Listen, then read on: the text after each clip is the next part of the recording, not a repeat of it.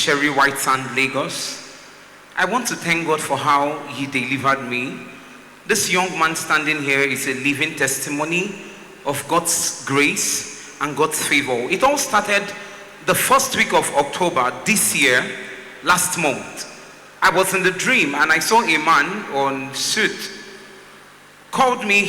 I was walking on the street and he called me and he said, "My son, come, can I tell you something?" And I said, "What is it?" I'm a very aggressive person in my dreams. And I walked up to him and he said, "Do you know you are already dead? They have concluded you in this realm. You are just walking and the next thing you are going to drop dead." And I said, "How?" He said, "Okay, come in, let me show you." And he took me into a room that looked like a hospital. And he said, "Lie down." And he put his hand on my chest, on my left, his right hand on my left chest. And he did his hand like this. And I saw a screen. And he showed me, "Look at your heart." My heart was beating quite all right.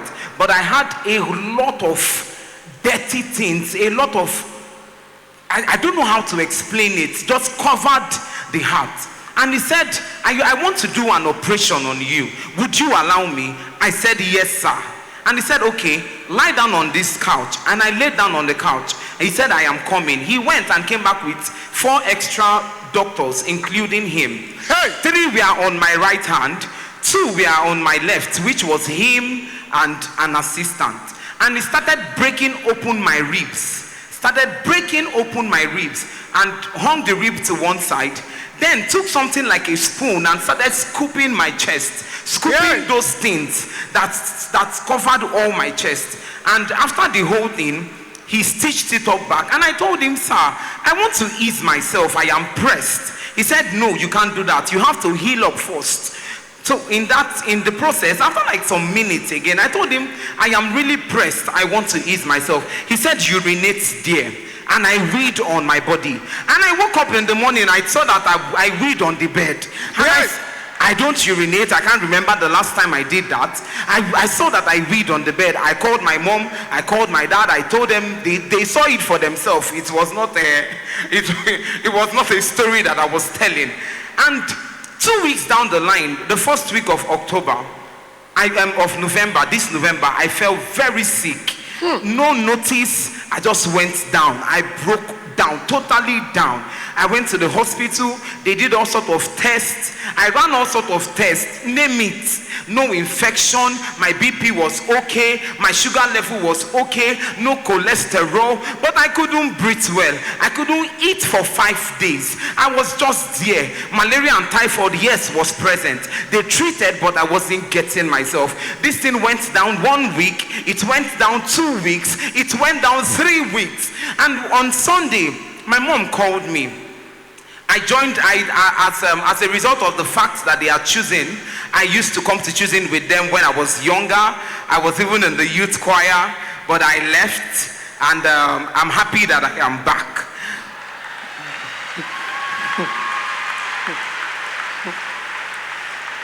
So on Sunday morning, my mom called me. They went to the branch. I was in the house because I was weak. And on Saturday, I started coughing out blood, serious blood. And I asked myself, is this poison or is it what exactly? So my mom called me in the morning and told me that I should please, that she's using everything she has to beg me. Because normally she tells me choosing, I no go even answer her. So she said she's using everything she has to beg me that I should come to church on Sunday, which was last week Sunday. That she doesn't know if pastor is going to be around, but that she just come, that she believes that I will get my healing. So I managed myself. Before I could walk from that bridge to this place, I was weak. I just sat down here. And pastor, they were already singing the hymn, and I just walked into the church. And pastor mounted the pulpit, and the first thing he said, that young man, they have projected evil cough. They want to kill you. They've taken your name to a shrine. Out of envy, out of jealousy, they want to kill you. And I just managed to stand up. I said, yes, this is for me. My brothers and my sisters, from that day till today, I have not experienced cough. Power. I am strong. Hey. I am standing. Hey. I came to give this testimony because there's a saying that goes, the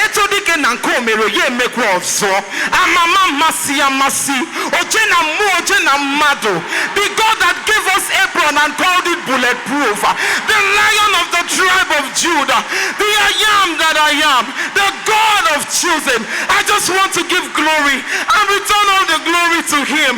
I would have been a dead person. They had concluded their story, but here I am standing before you. I am alive and well.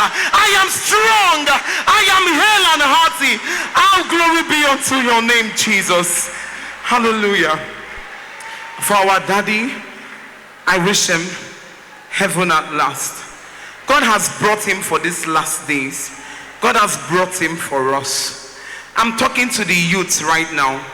Please stay put. There is nothing out there, seriously.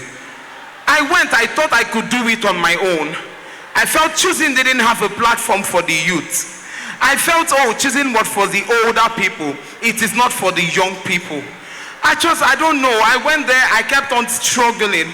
I kept on trying it by myself. But from Sunday till now, Pastor made another declaration. He said you would receive calls. Contracts will come your way. I am an event planner, I'm a chef. From Sunday till now, my mom was here, she would tell you, I cannot count how many calls I have gotten. I want this. Can you handle 350 guests? Yesterday at around after 11, somebody chatted me up, said, I'm from Newi, please, I want you to come down and handle an event. I just want to give God the glory for making me who I am today and for bringing me back to choosing. Glory be unto your name. Were you said it all began in the dream and you saw a man in suit. Yes, sir. Were you able to identify who that man in suit is? No, I wasn't. I just knew he was on a suit and he was on a lab coat at the same time. And he said they've concluded their death, not you. Not my death, yes, sir. Because you were choosing. Yes, sir. And that's how God charted your footsteps back to choosing. Yes, sir. Many people see the man in suit all over the world. And ultimately they're able to identify that is the angel of choosing, the pastor of choosing. Yes, sir. It cannot be another being, another angel.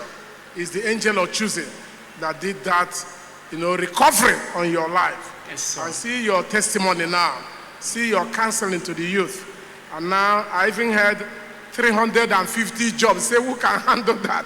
After pastor's pronouncement, is that correct? 350 guests, sir.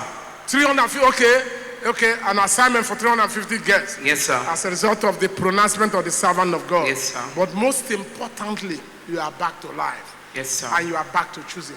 Yes, sir. Please hold it tight. Hold it tight. Don't allow anything again to push you away. Yes, sir.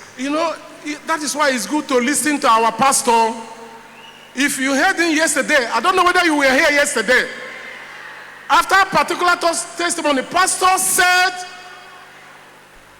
he said, I want to tell you every choosing will later return. Yes, I don't know whether you heard it. I heard it, sir.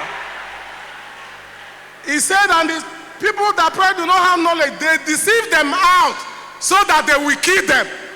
I don't know whether you heard it. You are choosing and then they will deceive you with one fancy, one story. One, they abused me. They didn't respect me. There is no youth forum. And then they drag you out and they will kill you. But thank God for that word from our pastor. He said every choosing must eventually come back. He is back, alive, healthy, and now a choosing to heaven. Clap unto God and appreciate. Clap unto the God of the choosing.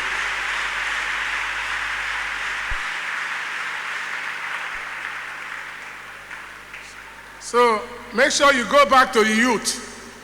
Join them, be one of their pastors. And share your testimonies with them, your experience with them. And help all of them to be as strong as you will be. Now, the next testifier.